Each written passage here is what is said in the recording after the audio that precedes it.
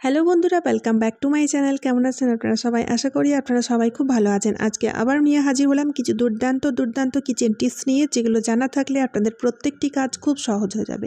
তো চলুন আজকের ভিডিওটি শুরু করা যাক। বন্ধুরা, আমরা যখন এরকম ধরনের লোহার চাটুগুলোতে গোলা রুটি বা দেখুন এরকম ধরনের পিঠা বা অনেক সময় ডোসা তৈরি করতে গেলে না তলা দিয়ে লেগে যায়। এই যে দেখুন বন্ধুরা, তো সেক্ষেত্রে কি হয়, আমরা না ঠিকঠাক মতো করে ডোসা তৈরি করতে পারি না, অন্যান্য কোনো পিঠে বা গোলা রুটি তৈরি করতেও কিন্তু অসুবিধা হয়। কিন্তু যদি আমরা ননস্টিকের তাওয়া বা ফ্রাইং প্যানের ইউজ করে থাকি তখন কিন্তু এরকম ধরনের সমস্যা হয় না। তাই বন্ধুরা, আমরা এই লোহার চাটুটাকে যদি ননস্টিকের মতো তৈরি করে নিতে পারি তাহলে কেমন হয়। তার জন্য কি করতে হবে, চাটুটাকে গরম করে নিতে হবে আর অল্প একটু জল আর অল্প একটু তেল দিয়ে দিতে হবে, ঠিক আছে। তারপরে দেখুন আমি এখানে নিয়েছি বেগুনের বোটা, চাইলে আপনারা কাটা পেঁয়াজও নিতে পারেন। বেগুনের বোটার সাহায্যে আমি তেল আর জলটাকে ভালোভাবে চাটুর মধ্যে দেখুন লাগিয়ে নিয়েছি, স্প্রেড করে নিয়েছি। এই যে দেখুন বন্ধুরা, এতে করে কি হবে, এই চাটুটা আপনাদের নন স্টিকের মতো ওয়ার্ক করবে। মানে এই চাটুটা এক ধরনের নন স্টিকের মতো তৈরি হয়ে গেল। এবার আমি আপনাদের দেখাচ্ছি, আমি একটা গোলা রুটি দিয়ে দিলাম। এবার দেখুন বন্ধুরা, 1 থেকে 1.5 মিনিট হয়ে যাওয়ার পরে একটা সাইড দিয়ে যখন হয়ে যাবে তখন দেখবেন সেই গোলা রুটিটা আর কিন্তু তলা দিয়ে চিপকাবে না। খুব সহজেই কিন্তু আমি পাল্টে নিতে পারলাম। তাই বন্ধুরা, এই ছোট্ট ট্রিকটি অবশ্যই করে দেখবেন, তাহলে দেখবেন আপনাদের কাজ খুব সহজ হয়ে যাবে। চলে এলাম পরবর্তী টিপস নিয়ে।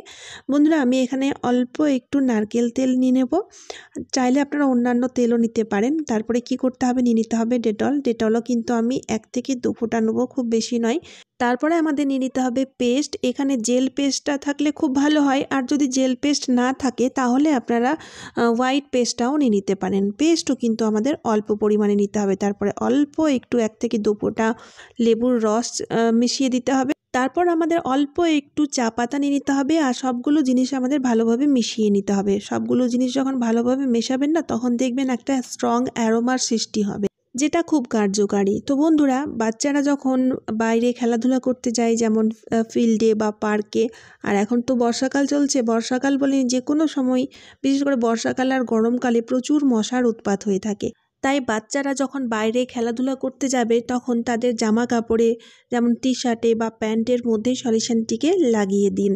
তো এর গন্ধটা এতটাই স্ট্রং হয়ে থাকে, মশা কামড়ানো তো দূরের কথা, আশপাশে ঘোরাঘুরিও করবে না। তাই অবশ্যই আপনারা এই ট্রিকটি করবেন, বিশেষ করে বর্ষাকালে তো করবেনই করবেন। আশা করছি আপনাদের ট্রিকটি কাজে দেবে খুবই। চলে এলাম পরবর্তী টিপস নিয়ে।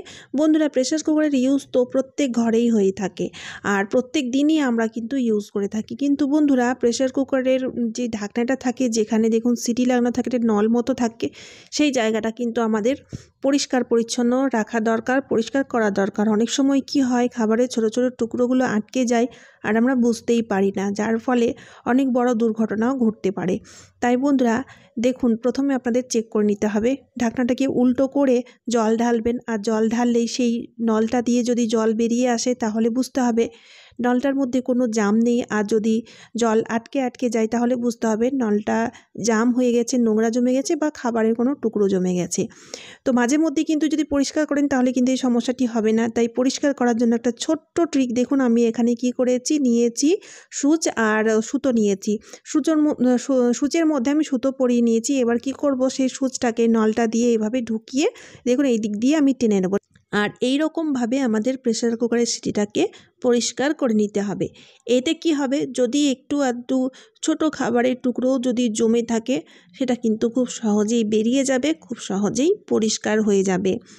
তাই বন্ধুরা, মাঝে মধ্যেই আপনারা এইভাবে অবশ্যই প্রেসার কুকারের সিটিটাকে পরিষ্কার করবেনই করবেন, তাহলে আর কোনো রকম কোনো বিপদের ভয় থাকবে না। চলে এলাম পরবর্তী টিপস নিয়ে।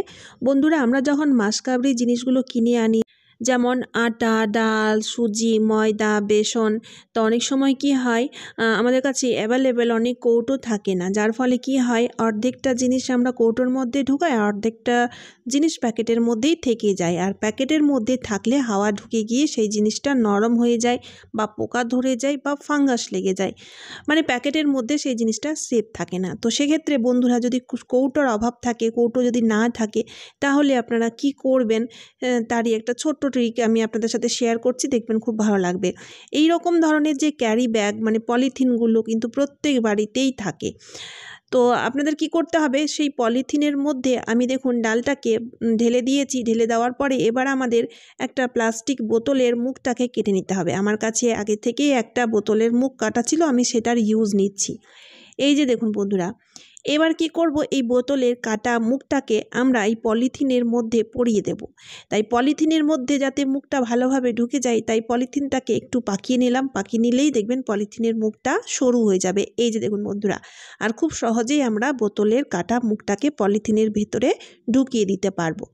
এবার পলিথিনের ভেতরে এই মুখটিকে ঢুকিয়ে দিয়েছি।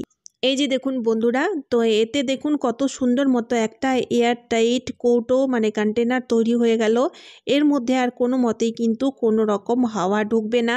এবার বোতলের যেই মুখটা, সেই মুখটা এভাবে চেপে দেবেন, তাহলে আপনাদের আর কোনো রকম কোনো ভয় থাকবে না, কোনো পোকা ধরবে না বা ময়েশ্চার ধরবে না, হাওয়া বাতাস কিছুই কিন্তু ঢুকতে পারবে না।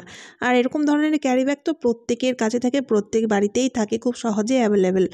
এবার হয়তো আপনারা ভাবছেন কিভাবে আমরা ডালটা বের করব বা যে জিনিসটা রাখবো সেটা কিভাবে বের করব। খুব সহজেই বের করা যাবে, আমি আপনাদের বের করে দেখাচ্ছি। এই যে দেখুন বন্ধুরা, যতটা পরিমাণ আপনাদের প্রয়োজন হবে সেই জিনিসটি বের করে ইউজ করতে পারবেন। আবারও কিন্তু ঢাকনাটা চেপে দিতে হবে, ঢাকনাটা লাগিয়ে দিতে হবে। কেমন লাগলো আইডিয়াটি অবশ্যই আমাকে কমেন্ট করে জানাবেন। ভালো লাগলে ভিডিওটি শেয়ার করতে ভুলবেন না। চলে এলাম পরবর্তী টিপস নিয়ে।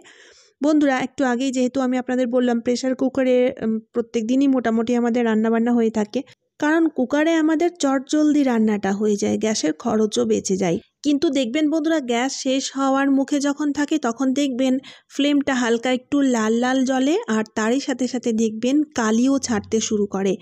মানে যে কোনো পাত্রে আমরা রান্না করি না কেন, যে কোনো পাত্র বসালেই পাত্রের তলাটা এইভাবে কালো হয়ে যায়। যেহেতু গ্যাস শেষ হওয়ার মুখে রয়েছে, তাই গ্যাসের ফ্লেম দিয়ে কালি বেরোতে থাকে, তাই এরকম ধরনের সমস্যা হয়। তো বন্ধুরা, এখানে আমি আপনাদের একটা ছোট্ট ট্রিক শেয়ার করব। এই কালিটা পরিষ্কার করার জন্য অল্প একটু হলুদ নেবেন আর অল্প একটু লবণ নেবেন। হলুদ আর লবণের সাহায্যে এভাবে মাজলেই দেখবেন খুব সহজেই এই কালি পরিষ্কার হয়ে যাবে। কারণ যখন আমরা যে কোনো বাসনই কড়াই বা কুকারে রান্না করি, তখন যখন এইভাবে কালি বসে যায়, কোনো দাগ বসে যায়, সেটা পরিষ্কার করা খুব কঠিন ব্যাপার হয়ে যায়। এবার দেখুন পরিষ্কার তো হয়ে গেছে। এবার আপনারা দেখবেন যে গ্যাস শেষ হওয়ার মুখে রয়েছে আর এরকম ধরনের সমস্যা হচ্ছে, তখন কি করবেন। তো এখানে দেখুন বন্ধুরা, আমি প্রেসার কুকারের তলাতে অল্প একটু জল ছিটিয়ে দিয়েছি আর অল্প একটু লবণ নিয়েছি। লবণটাকে না এভাবে দেখুন প্রেসার কুকারের তলায় আমি ভালোভাবে লাগিয়ে নেব, লেপ লাগানোর মতো লাগিয়ে নিতে হবে। এতে করে কি হবে, একটা লেয়ার তৈরি হয়ে যাবে, যার ফলে গ্যাস শেষ হওয়ার মুখে থাকলেও সেই গ্যাসে যখন আপনারা রান্না করবেন তখন দেখবেন প্রেসার কুকারের তলায় বা যে কোনো পাত্রের তলার মধ্যে কিন্তু আর কালি জমতে পারবে না, যেহেতু এখানে লবণের একটা লেয়ার জমে গেছে। লবণটা শুকানোর পরে আপনারা দেখতেই পাচ্ছেন কত সুন্দর মতো একটা লেয়ার তৈরি হয়েছে লবণের। এবার আমি আপনাদের পরিষ্কার করে দেখাচ্ছি, দেখুন একটুও কিন্তু কালি বসেনি। তো চলুন বন্ধুরা, আজকের মতো এই পর্যন্ত। যদি ভিডিওটি ভালো লাগে তাহলে ভিডিওটি শেয়ার করতে ভুলবেন না, তারই সাথে সাথে চ্যানেলটিকে সাবস্ক্রাইব করে আমার পাশে অবশ্যই থাকবেন। তো চলুন বন্ধুরা, আবার দেখা হচ্ছে অন্য কোনো নতুন ভিডিওতে। টাটা বন্ধুরা।